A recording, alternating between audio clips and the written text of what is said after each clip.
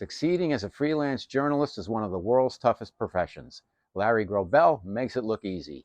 This is Robert Manni, host of Guys TV, and this week my special guest is Larry Grobel. It all starts right here, right now on Guys TV. You can also catch me on KCAA Radio here in Southern California, Guys Radio, my worldwide podcast, and we're on UK Health Radio all weekend long. Guys TV, Guys Radio, thanks for your support. Okay, Guys Radio, the interview portion of our show, and today we're going to talk about making it as a freelance writer with one of my favorite people, a career mentor, if you will. I think the world's greatest interviewer of all time. His name is Larry Grobel. Let me tell you a little bit about him. He's been on the show a few times before. He's the author of 32 books. His new book is called Hustle, The Making of a Freelance Writer. He's so many honors, including National Endowment of the Arts Fellowship for his fiction, Special Achievement Awards from Penn for his conversations with Capote, Playboy with his interviews, Barbra Streisand, Dolly Parton, Marlon, Brando, Al Pacino. It just goes on and on. We could spend the entire show talking about Larry's books and Larry's awards, but he's here back on Guys Radio because he continues to work. He continues to churn out quality content. I really like this book because it's about the struggles and the challenges of being a freelance writer, and particularly in today's market, and some of the things Larry had to do along the way to break through and keep things going, because the life of a writer isn't always as glamorous as some of you folks might think out there. So welcome back to Guys Radio, my friend and mentor, Larry Grobel. Nice to see you, Robert, and welcome back to the United States.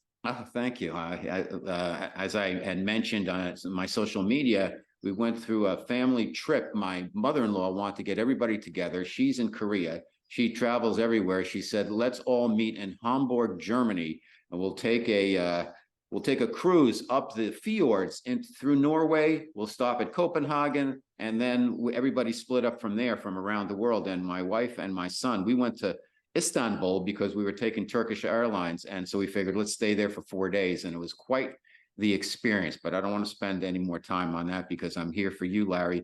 Let's talk about your book, Hustle, Making of a Freelance Writer. You continue to kind of break the paradigm, if you will, of how writers work. And you've gone back and you've kind of published some of your books on your own. You continue to put out screenplays. Tell us about your thinking that kind of moved you in this direction. Well, the first dozen or 15 of my books were published commercially by New American Library, Scribner's, Simon & Schuster, Random House, the University of Mississippi Press, Cooper Square, Da Capo. I was doing pretty well with those books. But what happened is everybody, all the publishers wanted me to do is write, big biographies on celebrities. My agents, I would say I'm writing a book of poetry. I don't want to see it. I'm writing a novel. No, nobody's going to read your novel. It just went on like that. And I get frustrated. I kept saying, why am I having to be limited as a writer to writing about other people's lives? I have other things I want to say. I have other, and it just, I just thought, well, maybe it's with this new self-publishing, I was aware of how many famous writers over the years published their own stuff, and I can see the frustration of, we have one life to live, and to get a book published by any of these major publishers usually took about a year. You write the book, you finish the book, then their department works on it, and it takes about a year to get it out. I've had two instances where books came out fast. The Capote book came out 4 or 5 months after he died, and the book I did on with Montel Williams, Climbing Higher, about his MS, that came out very quickly. But other than that, the books take a while. And I had so much material in my mind that I wanted to do. So it started with Ava Gardner. Amazon made an interesting offer to me. They were looking for some writers who were a little bit established, I guess, and they said, we'll let you publish anything you want, and we'll help you, get it out the way you want it. And so I tried that with my Ava Gardner book, and they did a nice job with it. And I got the Ava Gardner people to allow me to use pictures of her, so that was nice. And that book did very well, and it continues to do well. And I say, well, I'm saying one copy a day, two copies a day over the years. Every time I check, somebody gets it all over the world, and I hear from people. I don't make a lot of money, I mean, but I get feedback, and I realized this is an interesting thing. Now I wanted to write my memoir. Nobody cared about who I was. Nobody knew my name really. They know my work, but people don't know who I am. And that's the life of an interviewer in a sense. But so I wrote a memoir. I put it out, and little by little, I started putting out these books. I felt so glad the way I was doing it. And again, I wasn't building up a great audience. I don't advertise. The only thing I ever do is do something like this. I talk on on a podcast. Sometimes people will look at the book. I always thought that Facebook, would be a good. People tell me how important it is to have a social media, presence. I was talking to an agent just the other day because I have a very commercial idea next, and I'm thinking about it. So I got in touch with an agent, and he's saying to me, I told him, yeah, I have 3,000 followers on Facebook, and he laughed. He said, I just try to pitch a writer who has 1 million followers, and they're not interested. So, I mean, it's crazy. What's going out there is crazy. Do I want to let that determine how I write? Do I want to let either stop writing altogether because I give up on that kind of stuff, or do I just keep doing what I do? And so I'm happy doing what I do. The books they look good. I just put out a book, and this is an interesting little story. It's not a sidelight really because it's part of the hustle. When I was in the Peace Corps, I was in Ghana and I was teaching at the Ghana Institute of Journalism, and I did it for 3 years. And I wrote a book called Turquoise. Why did I call it Turquoise? Because a man named Vincent Kofi, he was a sculptor. I interviewed him for African Arts Magazine, and it's in this new book, that particular piece. And I asked him, what is truth in art? And he looked and he says, truth is like the color turquoise. He says, under artificial light, it's one color. Under sunlight, it's another color. And I thought right then, I knew that was a good title for a book, because especially a book about my time in Africa, because my experience and my perceptions and what I have to say about Ghanaians and Americans and whatever is definitely not what a Ghanaian would say if he was writing that book. It's a completely different perspective. So that's why I call it Turquoise, because it's my opinion. And so I wrote this book. Doubleday was interested in it while I was in Ghana. So I finished writing it. I came back, went to Doubleday, and the guy who wanted it, the editor, was gone, and nobody knew who I was. I had no agent, no nothing. So I was disappointed, and I didn't think about selling it anywhere else. I just started writing magazine stuff really early in my career. So I put it away. And when I started writing short stories during the pandemic, and I got into this incredibly creative moment in my life where I wrote 90 stories. But I remembered I had written some stories when I was in Ghana. So I went to my files, I looked up to find those stories. And lo and behold, there's Turquoise. There's my manuscript underneath it. And it's a big manuscript. It was about 400 pages. So I started reading through it, and I said, I can take out a lot of this stuff, but a lot of this stuff seems to work. So I did, and I started putting it together. I knew the cover I wanted, which was a turquoise-looking cover of a photograph I took in Tahiti of the sea, of the ocean. It was beautiful, and I wanted it to look like James Joyce's Ulysses, the first edition of Ulysses, which is that turquoise cover. It just said Ulysses on top and the name on the bottom. So I wanted it to say turquoise and my name, and so I put it out. And just a few months ago, actually a few weeks ago, the Peace Corps Worldwide named it the best memoir of the year. 55 years later. So, here it is. This I read but isn't that a nice cover? Yeah, it's beautiful. And we talked about this. We did a whole show on this, Larry. So let's so you're asking me, so why am I doing what I'm doing? Yes. It's that I have material. Got it. I don't know who's going to publish anything anymore. I'm tired of dealing with agents. I'm just dealing with an agent all of a sudden again because I have a project and I have something for the New Yorker. You can't get into the New Yorker as a freelance writer. It's almost impossible. 0.1%. Nonfiction, forget it. You can send in fiction, but you can't even send in your fiction to New York unless you have someone doing it for you. So I just wrote a letter to David Remnick. the editor of the New Yorker. Right. I said, I got something I think belongs in the New Yorker. You want to take a look at it. That's all and I told them what it was about. Bottom line, it's about my journal. I've been keeping a journal for 47 years since I started with Barbra Streisand. And it's really detailed. It's 5 million words, 10,000 pages. And it's everything I've ever done with all these people, but on a much deeper level than anything I've ever published. And I never knew what I was going to do with it. But now I started realizing I maybe I should publish this as a journal. I'll burn a lot of bridges, but I'm old enough. So how would you, Larry, how would you consolidate that into a New Yorker article, or would it be a series? No, well, that would be up to them. But the point is that I have been working on it now. I'm trying to cut out 95% of it. That's how much because I'm trying to for a 2-volume book, I need to cut out that much, and I've been working on it for 6 months now, and I've got 1976 to 1985 done.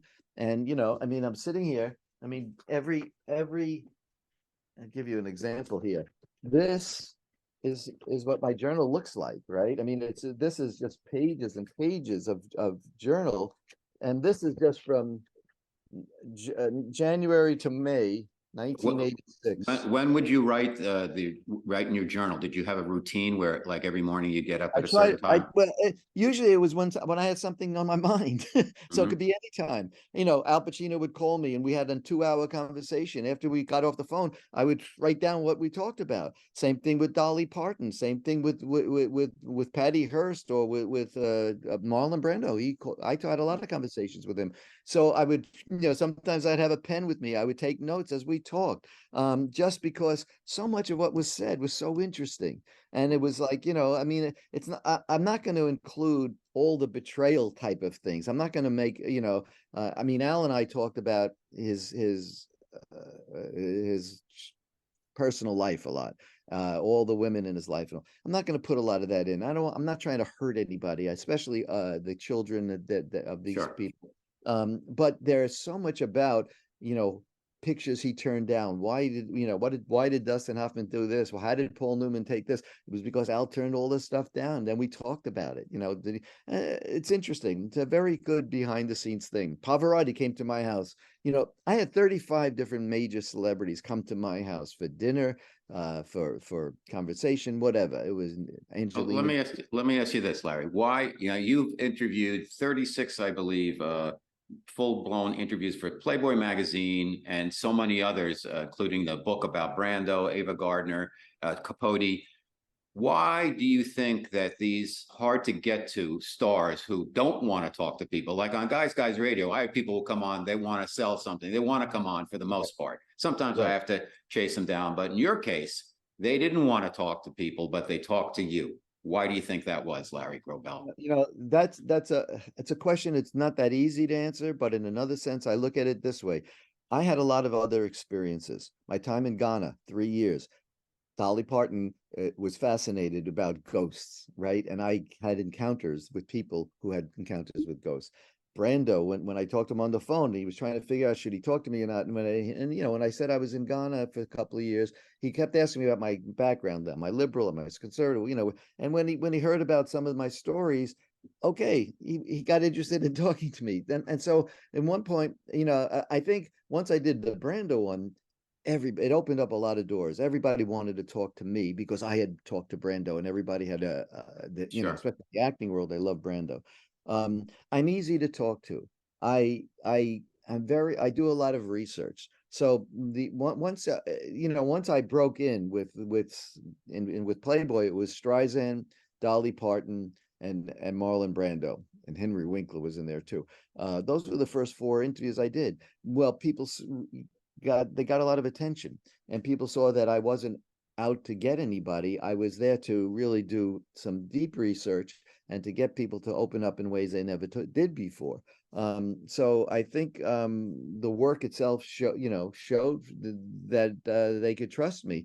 And a lot of times it's difficult for people to trust, and a lot of times, you're always nervous when you do a big interview, because you don't know what you're getting into. But if you can demonstrate that you're prepared, and that you're there for the long run, so to speak, and you're trying to do the best job you can. I think they respect that because they also see their legacy. And when they Mhm. see their legacy, like Barbra Streisand said, the Playboy interview is the biggest interview. It's the Bible. And a lot of people felt that way. Playboy doesn't even exist right now. It's a shame. But the magazine. Okay. But, All right, yeah. Larry Grobel, my special guest on Guys Radio. I want to get a lot of questions in for you, Larry. So forgive me Oh, for intruding no, for a moment. do it all. I look at your career and I look back. There's your career, your travels where you've gone to and you've written about them to Colombia, New Zealand, Vancouver, Ghana, Yeah. of course, Tecate, Mexico, and other places. So that's one part of your life, if you will. The trajectory of your writing career that started out when you were selling encyclopedias day to day, door to door. You were, you had to be a salesman. You still have to be a salesman in a way. Your celebrity interviews and your fiction. You have a great novel called Catch a Fallen Star, which if you read between the lines, you might be able to figure out who these stars are that are in the book, but it was terrific. I really enjoyed that novel. Looking back at the interview portion of your career and looking at today, who would you want to interview right now? Well, Bob Dylan was always the one I wanted to interview in depth. But I'll tell you, there's so many people right now. There's Trump. There's even Mitch McConnell before he dies. I mean, there are so many of the right wing Republicans that, when he was alive and when I was doing Playboy, they agreed for me to do Rush Limbaugh. And I got ready for Rush Limbaugh, and he got scared. He took, he backed away, which is a shame because this is a guy who, he has his opinions, and none of them I agreed with, but that was fine. These are Sure. I figured I'd get some good interviews, good conversation going.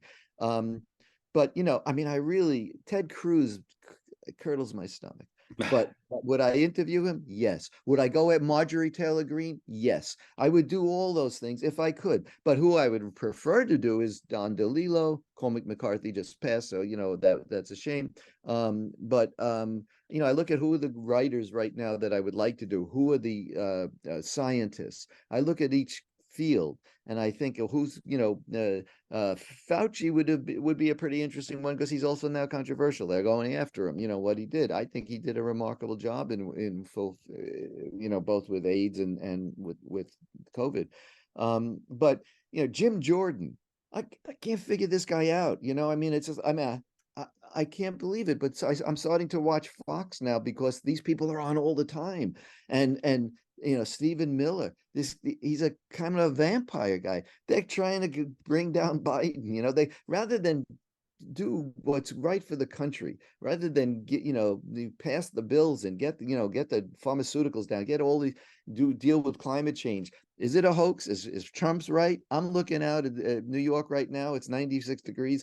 It's like crazy what's happening in California. We have problems that have to be taken care of. So yeah, there are those kinds of people that I would like to talk to. Would you do so, Larry? Because and I don't necessarily agree with your perspective on Fauci and some of these other guys. Right, that's all right. I don't do any politics on the show. I'm not a liberal. I'm not a conservative. I go by issue, and it's very difficult, I think, right now in our climate because the Democrats have been liberal, yet they have been repressive in terms of getting other points of view out there, and I don't like that. And Republicans have been supposedly fiscally responsible in the past when I was growing up, and they spend a lot now, and there's issues with their blind following of Trump with all the issues there. It's like, come on, it's time to move on.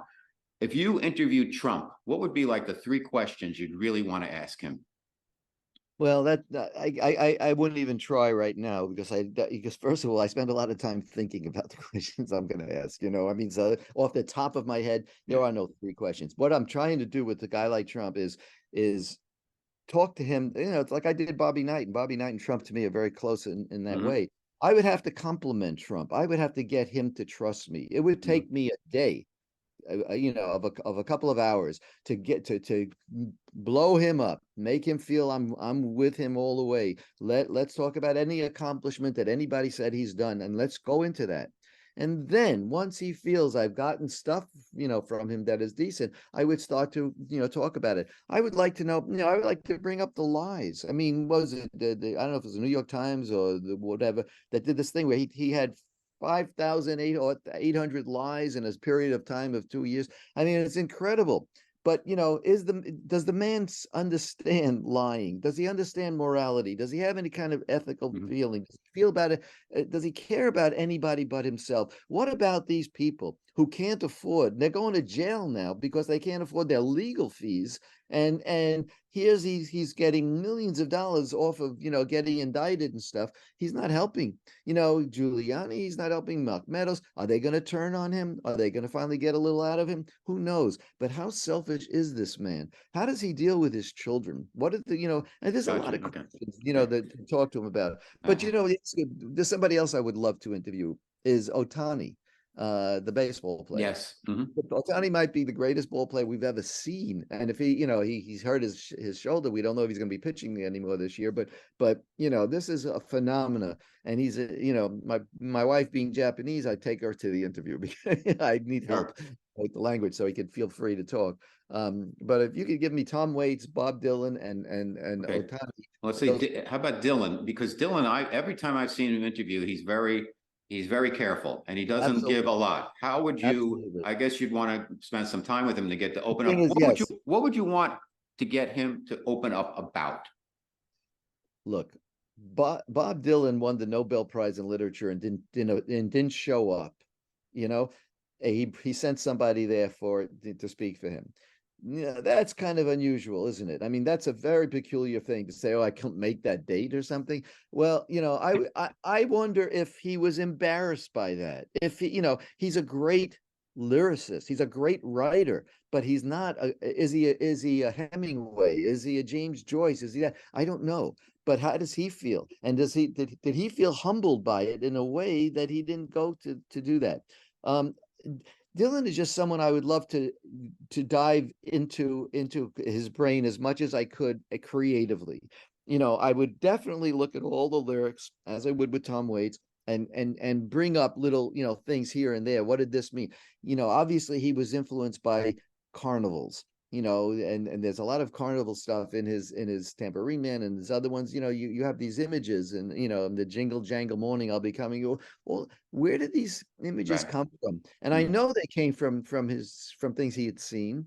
And I think that would be interesting to bring out, where, what is his creative development? But he's also a very good artist. And I've seen his show. I've been in Poland and they had a huge show of his. And I have the catalog of his stuff. Everything sells for $1 million that he draws.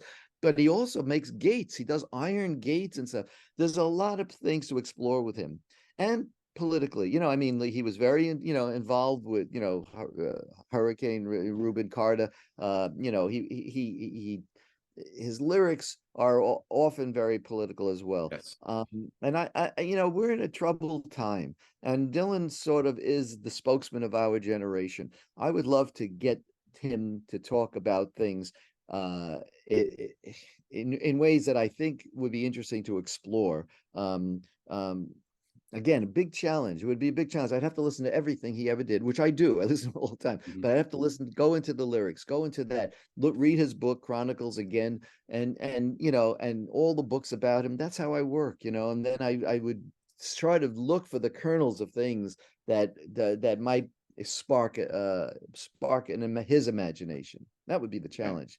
All right, Larry Grobel, my special guest on Guys Radio, and as you can see, we have a fast-moving, very interesting conversation. Larry's interviewed Mae West, Lucille Ball, Carol Burnett, Cher, Louise Lasser, Steve Allen, Merv Griffin, Warren Beatty, Elliot Gould, Paul McCartney, I believe.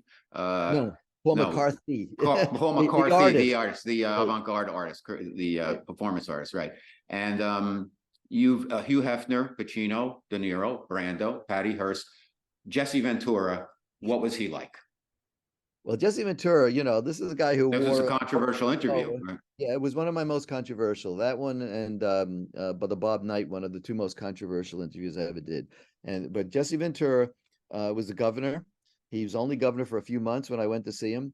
And I went to Minnesota. I went to his office. We got along very well.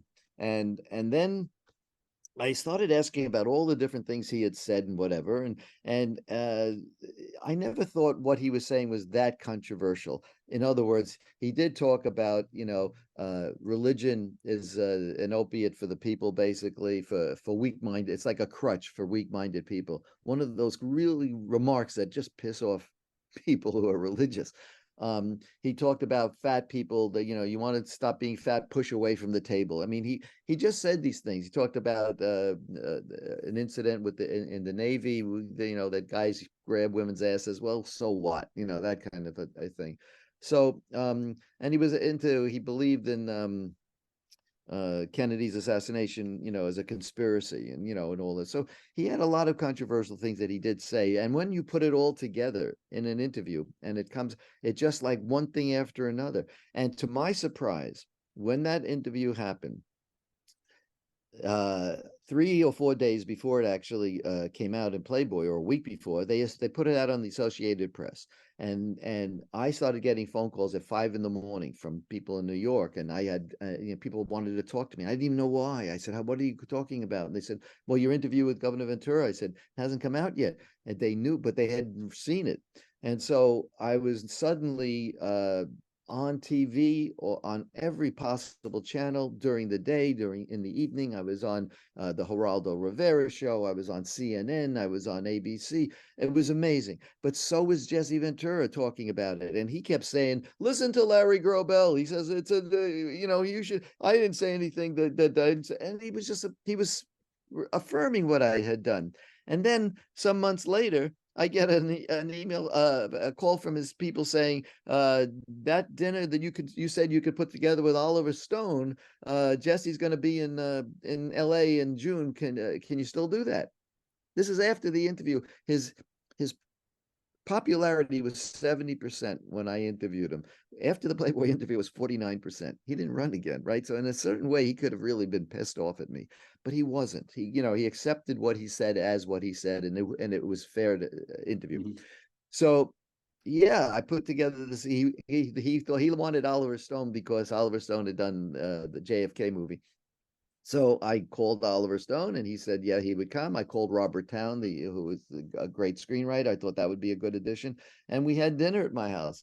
And he came. The day before he came, the limousines come with all the Secret Service people. They had to come through my house. This is for a guy with a wrestler, and they're checking my house to make sure I don't have any ammunition, any guns, whatever. So and what was he like? He was a decent guy. He was fun to talk to. I saw him afterwards. I continued, I interviewed him for other things later on. Yeah, I found him entertaining. When he came here, he came with his wife and kid as well, and they brought a really nice bottle of wine. They come in the house, and his wife says, I don't know what we're doing here. I hated that fucking interview. She said, Uh, and Jesse said, why are you yelling at Larry? He says, I said those things. So, decent person and fun to okay. talk. Looking back, a lot of your writing is about your travel. And I mentioned some of the places you've been to, and you include them in the book. The book, Hustle, covers a lot of ground. It covers your career. There's the title. There's the book right there. For those who are watching on YouTube and Rumble, you cover your interviews, some of the key interviews. You cover your career as a writer, and also your travel, and your teaching at Rancho La Puerta. Succinctly, what have you gotten out of travel that's really helped you in your life? What does travel do for you? It's extremely important, as you know. You just had a trip. I think what it does, especially my time in Ghana, that was the most important because that was 3 years, and then I spent 8 more months traveling around the world. So I've seen most of the continents. I've seen much of the world, and I felt when I left college, when I was at UCLA, I tried to write a novel. I had a professor who said, what do you want to do? And I said, I'd like to write a novel. He says, well, go ahead and write 100 pages. If it's no good, screw it.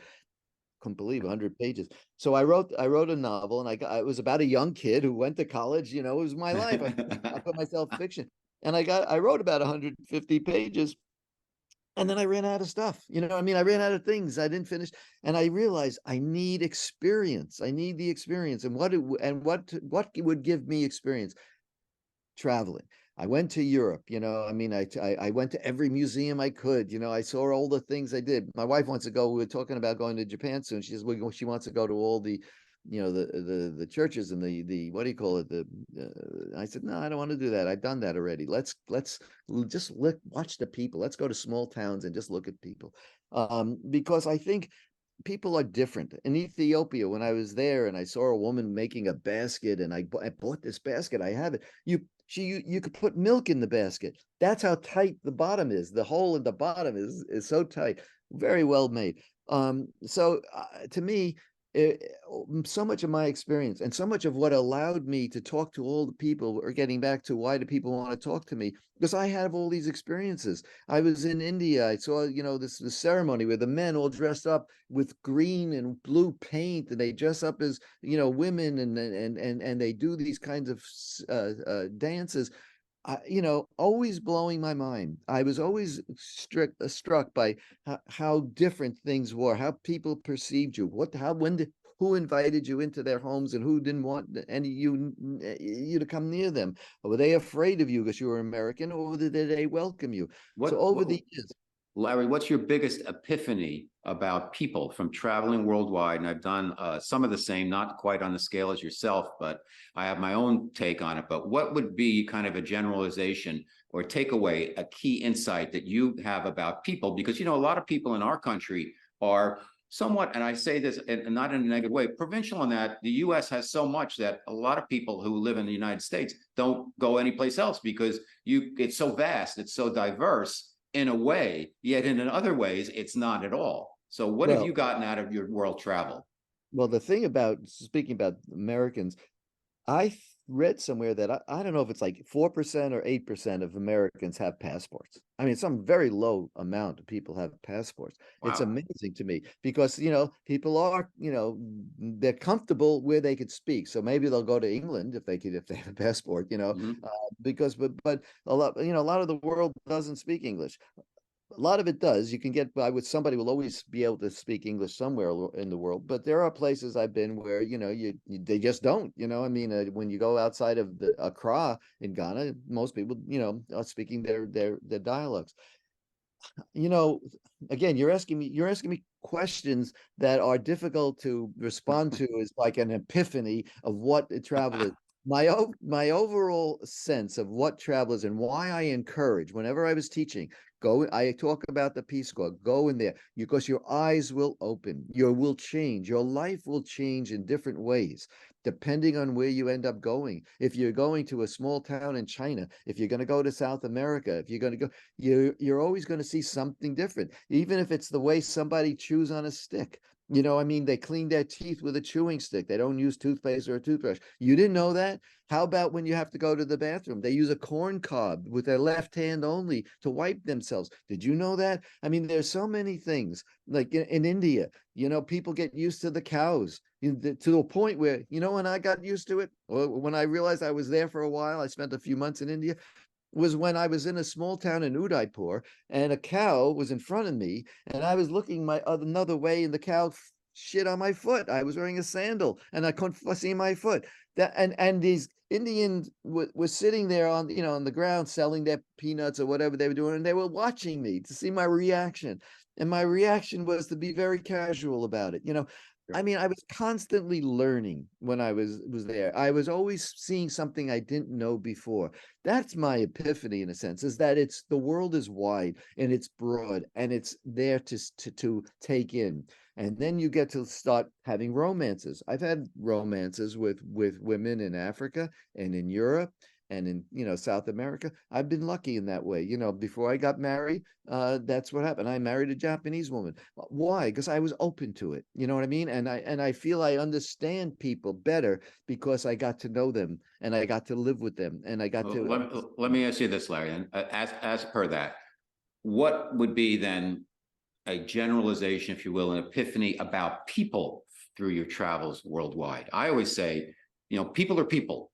And based on the conditions they're in, they may behave, the cultural consciousness in an area. I'm from New Jersey, lived in New York. You're a New Yorker also. To me, there's no place that's in your face like New York. it is the place. If you can make it there, you can make it anywhere. And it's exciting. There's an energy. Even the guy flipping the pizza has like an intensity about him. It's just no place like it. For better and sometimes for worse. When I got away from it, I realized, wow, people aren't like in your face all the time. They'll ask you, like, I come out to San Diego and they're like, what are you going to do with the rest of your day? I couldn't get hello back in the elevator in the building I lived in New York. And here people are asking me, I don't know if they care or not, but, and then you go overseas and everybody seems a little bit more overtly on the surface, a little more genteel, a little more civilized, if you will. And I put that in quotes. It's not necessarily how that plays through, but just from the initial contact in New York, it's like bang. And other places, it's not quite like that. And I love New York. It's in my heart. I'll always be a New Yorker. So as I travel, I'm always traveling as a New Yorker. And I'm like in wonder, like, wow, somebody's nice here. These people are nice. And like, I know they may not be when you get down to the nitty gritty, but there seems to be a different way in terms of interacting with people on the surface. I found, first of all, that people who are poor are more generous. Yes. They're more open. I've been to homes, I've been in places in Africa where they don't have, they eat with their hands. But if I was there, they would go out and make sure they'd find a fork. Mm-hmm. And I would say, no, I don't want to eat with a fork.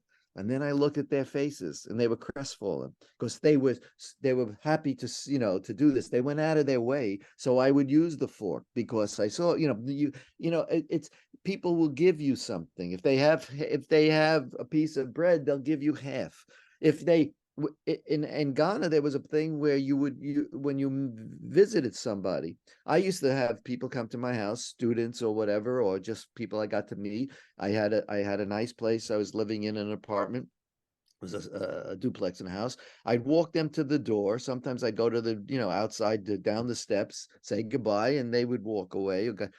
And then once somebody said to me, how come you leave people so, so abruptly? I said, what are you talking about? They said, well, in Ghana, you usually accompany the person halfway back to their destination.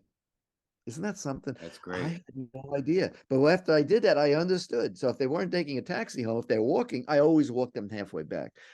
Men often held hands. It wasn't a gay thing. It was just a natural thing. So sometimes I'd be walking with someone and they would take my hand. And at first I was like, what's this? I would, right. And then I asked about it and I would realize this is the way it is in this country. So there is a sense of, and also, with children, if a child misbehaves, you can discipline that child. In America, you will go to discipline someone else's child, they're going to come and arrest you. They're going to, they'll file a suit against you. There's a different way, the way the world works in different places. And it is a more open, generous kind of place. Now, it's not necessarily that way among themselves. You know what I mean? I'm talking as an outsider coming in. They're generous. They're nice. I got invited into everybody's homes everywhere I went. In India, talking about, what they ask you, people come up to you and they say, they want to know where you're from and do you believe in any kind of God or whatever it is they may want to ask you, and then how high is your education? They wanted to know. And if you said you just had a BA in something, that's one thing, but I found if you had a PhD, that was another. Then you'd be invited as a special guest. I would be making up letters. Sometimes I said I have an MML and a QRS. Oh, come on in.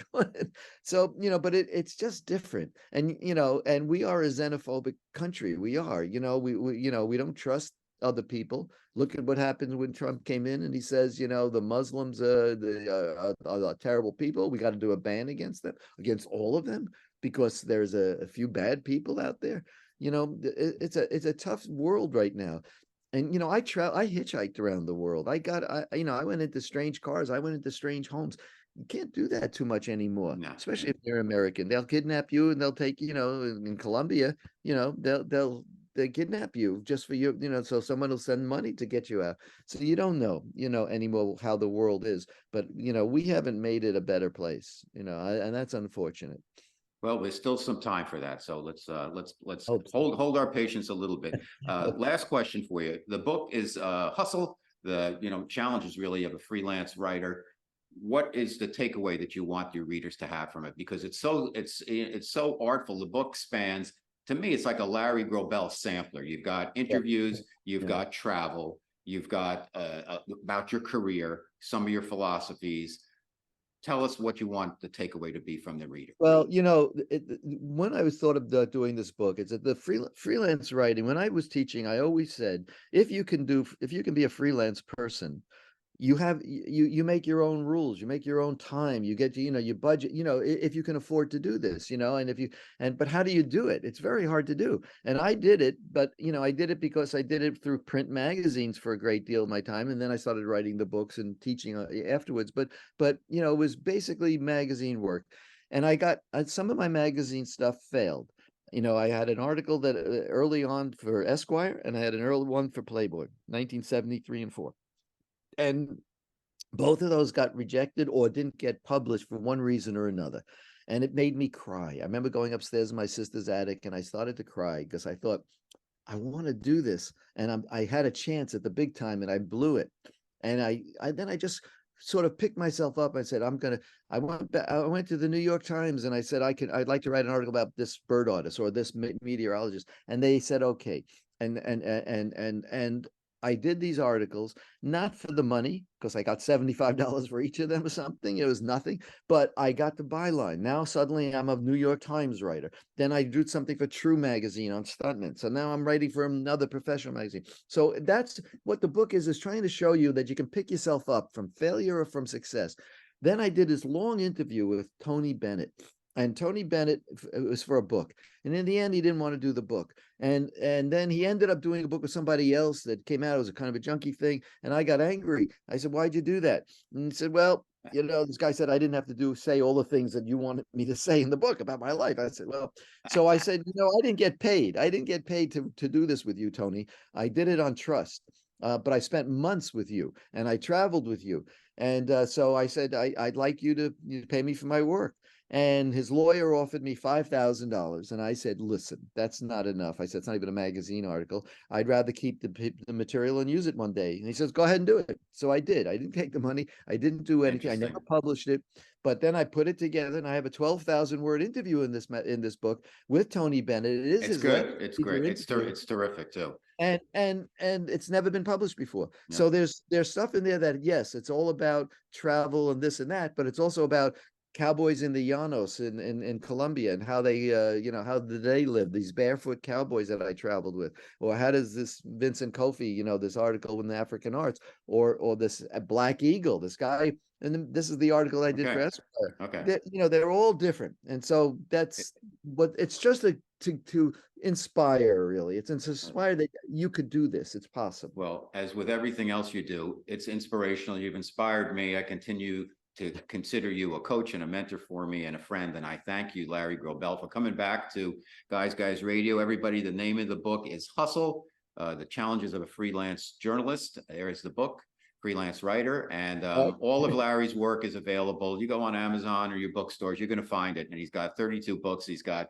all these interviews for Playboy. And he's just an amazing guy, an amazing talent, and a very prolific writer. And I thank you for being on the show again, for being a friend, a coach, and inspiration. Larry Grobel on Guys Radio. Nice to talk to you, Robert. We'll be talking again for other things. Excellent. Thank you. If you enjoy the guests and content I bring you each and every week to Guys TV and Guys Radio, please support us by subscribing on our platforms. Thank you.